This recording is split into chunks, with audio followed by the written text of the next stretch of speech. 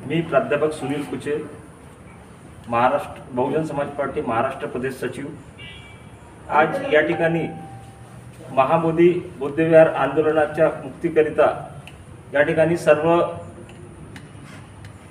जे काही राजनीतिक पार्टी आहेत, त्याचप्रमाणे सामाजिक संघटना, बौद्धविहार संघटना, या सर्व संघटना मिळून या ठिकाणी एक सर्वपक्षीय बैठकीचे आयोजन करण्यात आलेले आहे। आणि या आयोजनाकरिता बहुजन समाज पार्टी महाराष्ट्र प्रदेश अध्यक्ष ॲडव्होकेट सुनील डोंगरे साहेब यांनी मुंबईमध्ये सुद्धा एक पत्र तयार करून मुंबईच्या आंदोलनासाठी सुद्धा व्यक्ती नमूद केलेला आहे। आणि महाराष्ट्रात विशेषतः नागपूरमध्ये आज बैठकीचे आयोजन करण्यात आले।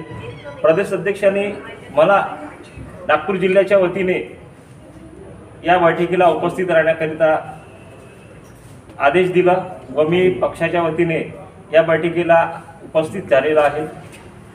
बहुजन समाज पक्ष महाबोधी बौद्धविहार आंदोलनाकरिता वेळोवेळी आपलं समर्थन जाहीर केलेलं आहे।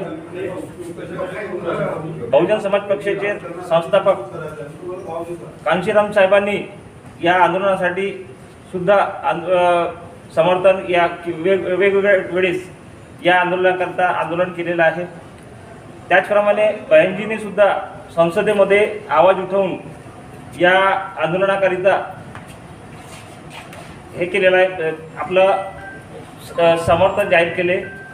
आणि महाराष्ट्रात सुद्धा वेळोवेळी ज्यावेळेस सुद्धा असे जे आंदोलन झाले महाबोधी बौद्धविहाराकरिता, बहुजन पक्षांनी नेहमीच आपली भूमिका या आंदोलनाकरिता समर्थन दिलेलं आहे।